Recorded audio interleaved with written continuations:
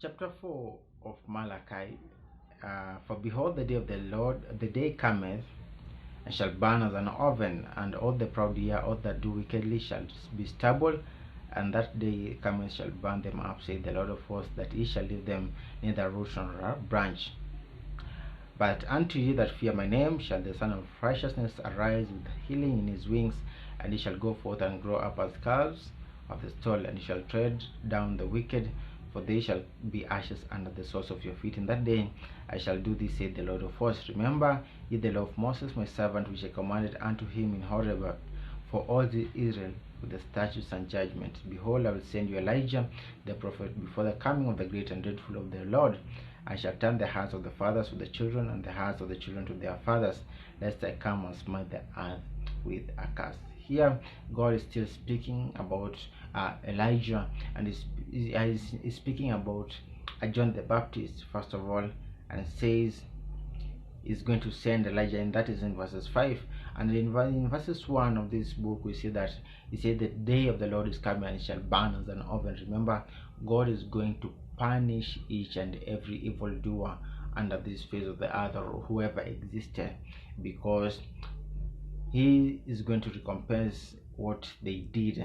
He is a righteous God, he is faithful, and that day he shall burn them up. But those that trust upon, those that fear, you see, the word of God says, but those that fear upon his name. Why is it fear is good unto this particular context? Because having the fear of the Lord is going to keep you out of many troubles. Having the fear of the Lord is going to keep you out of many sins. So it's up to you, my brothers, up to you, my sister, to look that your life is going to be aligned upon the ways of God. And he talks about the righteous shall tread upon the wicked. Talks about the Son of Righteousness, sun shall shine upon the saints at that particular time. And this particular time we have to understand that this sun, it represents to Jesus Christ, because his righteousness is the one that covers us. His righteousness is the one that takes form in our spirits, in our souls. And so it talks about also to remember the words and the statutes of his servant which he gave unto us. And when you meditate upon the statutes, the laws, the prophets, and all this, it all comes unto Jesus, because Jesus is fulfilling both the Old and the New Testament, both all the letters. And it is important that we put our line and faith unto him.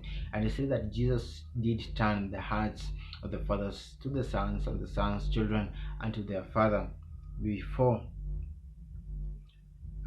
And this is the ministry of Jesus, that he came, and when he did that, we see his faithfulness and his greatness upon this earth.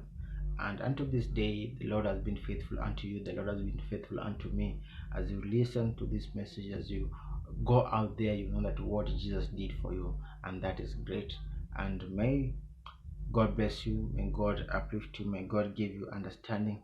As we summarize the book of Malachi, remember God has spoken about a lot of things. In chapter 1 we see God's love towards Israel. In chapter 2 we see it talks about the priests.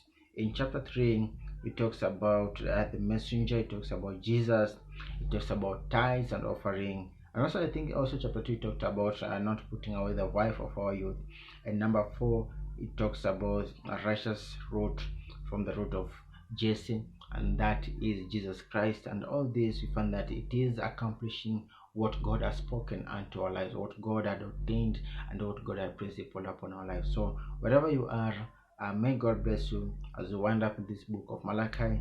I hope you have learned something. I hope you are going to grasp something from the Spirit of God. May God give understanding. Shalom and shalom.